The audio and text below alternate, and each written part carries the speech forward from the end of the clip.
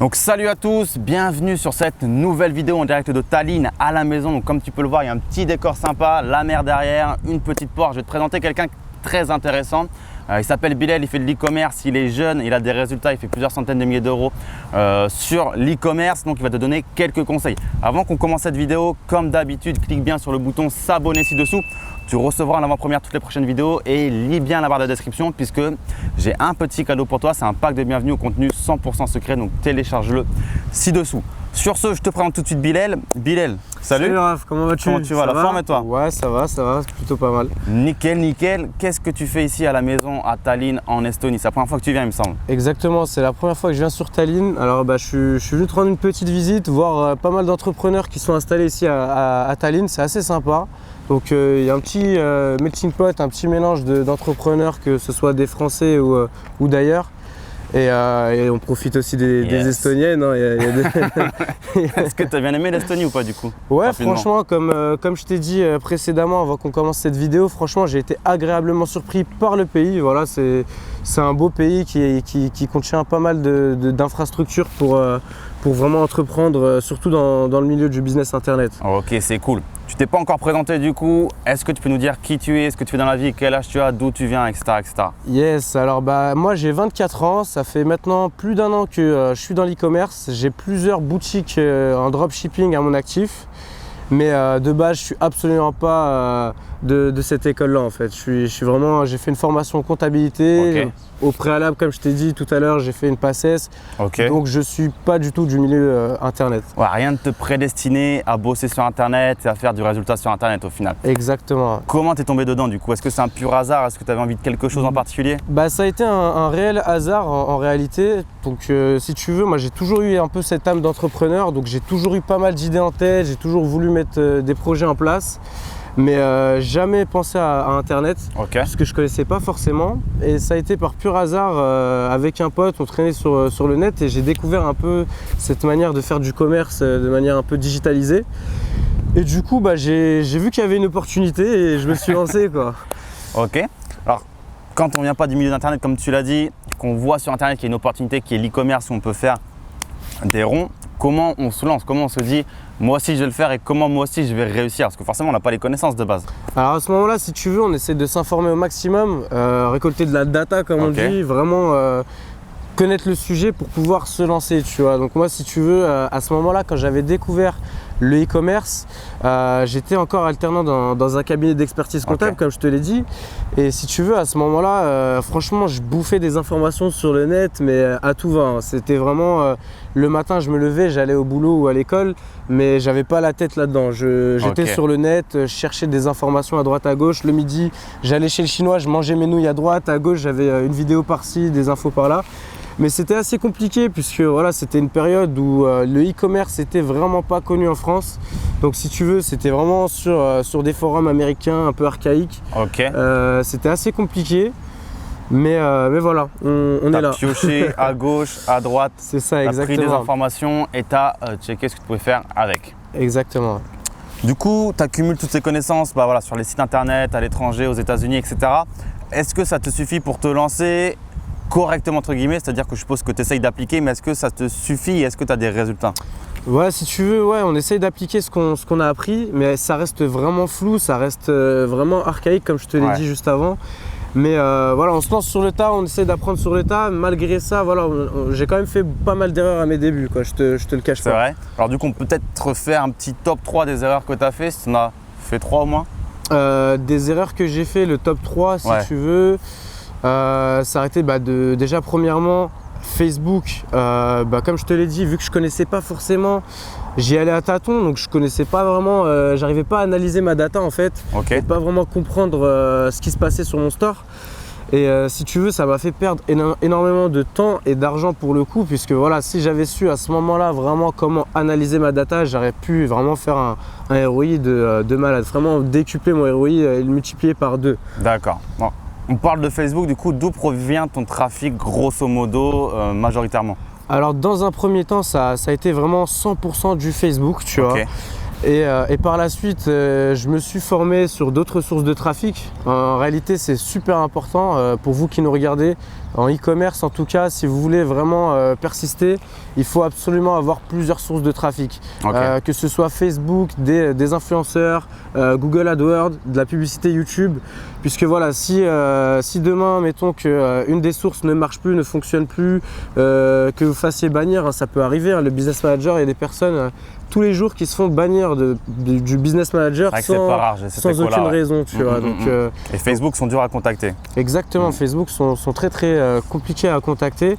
Donc vraiment ne pas mettre tous ses œufs dans le même panier, quoi. Règle universelle encore une fois. Est-ce que tu fais du référencement ou pas du tout? Est-ce que c'est un peu compliqué en e-commerce? Alors je fais du référencement, plus ou moins, pas énormément, mais j'en fais. C'est pas ma principale source de trafic à l'heure actuelle, c'est Facebook. Ça reste Facebook. Donc tant qu'on parle encore de Facebook, est-ce que tu peux nous donner quelques chiffres, notamment, voilà, tu as fait des ads pour être visible, de ROI, ou même comme on dit sur Facebook, ROAS. Est-ce que tu peux nous dire un pour combien? En gros, c'est ce que les gens veulent savoir. Alors si tu veux, j'ai des campagnes où je peux monter jusqu'à un ROI de 11. Donc 1 euro dépensé, 11 euros qui rentrent. Exactement, tu mets 1 euro dans la machine, tu récupères 11 euros de l'autre côté. Et c'est vrai que ça, pour le coup, c'est assez sympa. C'est des très beaux ROI. Ouais. C'est très confortable. On n'a pas encore parlé avant qu'on continue du top 3 des erreurs que tu as pu faire potentiellement un petit peu d'oseille. Est-ce que ça te dérange de parler un peu de ça? Alors par rapport au niveau oseille, donc c'est la question que tu me poses. Si tu veux, j'ai une boutique qui atteint plus de 300 000 euros de chiffre d'affaires. Okay. J'ai d'autres boutiques qui tournent aussi, qui ont une cinquantaine de milliers d'euros de chiffre d'affaires à leur actif. Donc tu fais pas qu'une seule boutique, tu as choisi de diversifier tes boutiques. Voilà, c'est ça. J'essaye vraiment, encore une fois, comme les sources de trafic, mettre nos œufs dans plusieurs paniers. Et du coup, ouais, voilà, j'ai vraiment plusieurs boutiques et après derrière, voilà, ça reste du chiffre d'affaires, mais malgré ça, il y a plus de 60% de bénéfices dans le chiffre d'affaires. Alors, c'est énorme, 60% dans l'e-commerce. Généralement, on a tendance à parler de 30%, c'est 30% de coût produit, 30% de coût publicitaire et 30% de marge. Et encore, on n'a pas mis les impôts forcément dedans.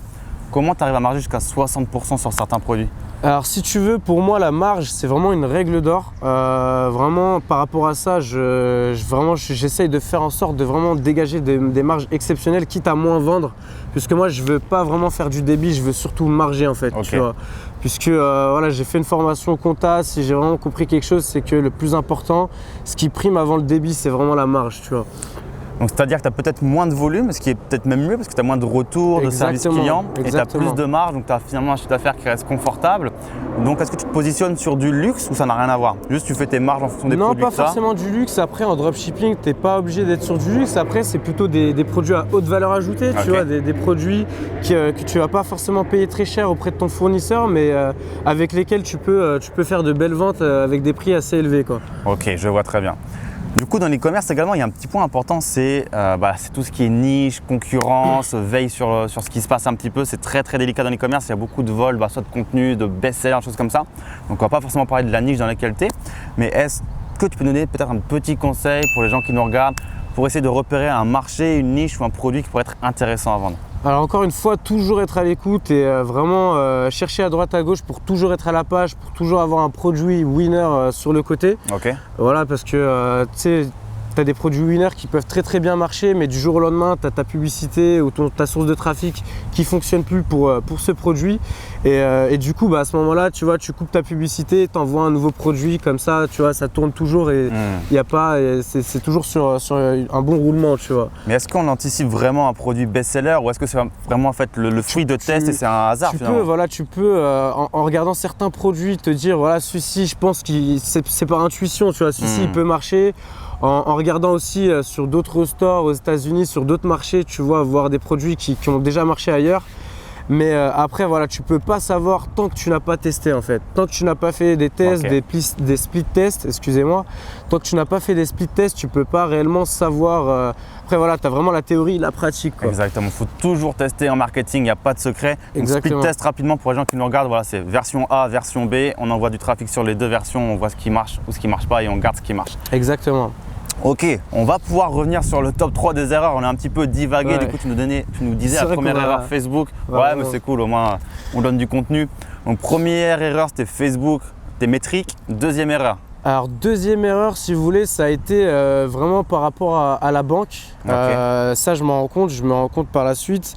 Puisque voilà, au début je me rendais pas forcément compte que ça pouvait aller aussi vite plutôt. Et si vous voulez, j'ai eu beaucoup de freins avec la banque. Voilà, les banquiers en France ne comprennent pas forcément ce que tu fais.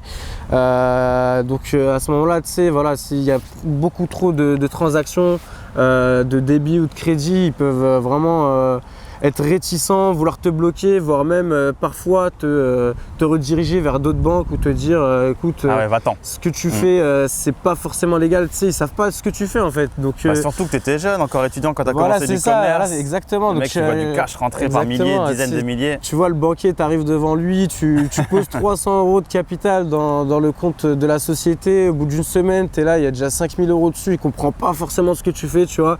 Et du coup, il a vraiment peur. Donc vraiment à ce moment-là, vraiment s'informer par rapport aux banques et aller droit vers des banques qui sont plutôt ouvertes par rapport à ça, quoi.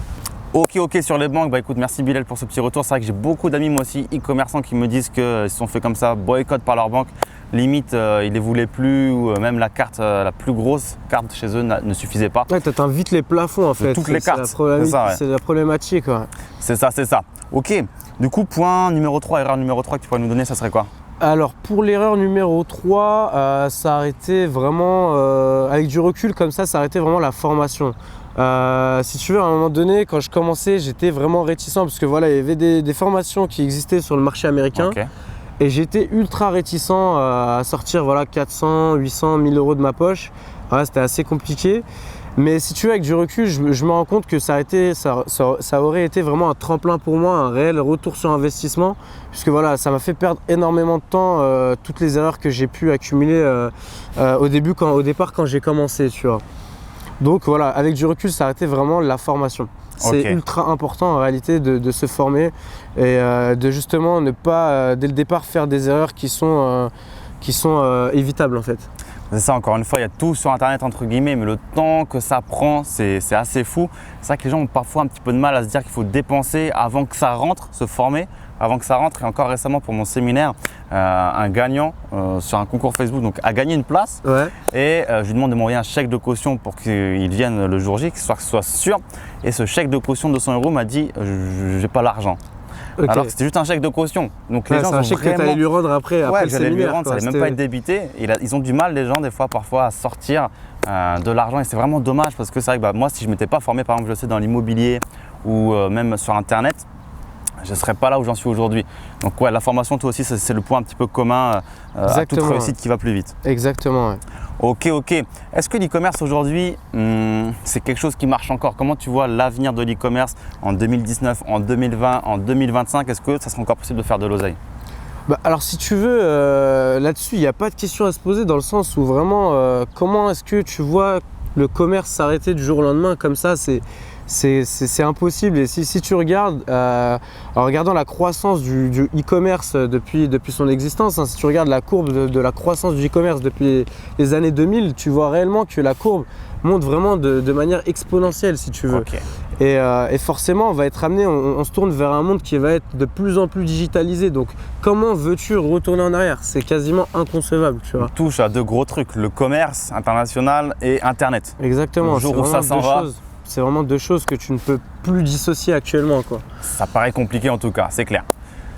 Bilal, je sais que tu as également un petit endroit où on peut te retrouver, des formations que tu fais. Donc voilà, Bilal sera intervenant à mon séminaire le 7 juillet. Je pense qu'au jour où vous voyez cette vidéo, le séminaire aura déjà lieu. Donc si vous n'avez pas pu être là, il y aura sûrement un lien dans la barre de description pour pouvoir récupérer le replay, l'enregistrement professionnel. Mais en tout cas, si ce que fait Bilal vous intéresse ou que vous voulez en savoir plus, bah voilà Bilal, est-ce que tu peux nous parler une petite minute de ce que tu proposes? Alors si tu veux, déjà par rapport à ça, à la base je n'étais pas réellement formateur puisque voilà, ça ne m'intéressait pas forcément de former des gens. Mais comme je te l'ai dit auparavant, à un moment donné, je prenais pas mal de formations sur le marché francophone pour justement essayer de toujours être à la page, comme je l'ai dit juste avant. Et je me suis rendu compte qu'il y avait un réel besoin sur le marché francophone, tu vois. Donc des formations, soit tu avais des formations qui étaient assez vides par rapport à la structure, donc des coquilles assez vides, tu vois. Soit tu avais des formations qui étaient excessivement chères. Je pense que c'est un peu, pour ma part, du racket. Personnellement, je le vois comme ça. Après, je sais pas, chacun son avis. Et du coup, je trouvais ça un peu dommage. Et à ce moment-là, je me suis dit qu'il y avait quelque chose à faire sur ce point de vue-là. Voilà, moi, je suis entrepreneur, je suis un businessman, je reste un businessman, j'ai toujours l'âme du business.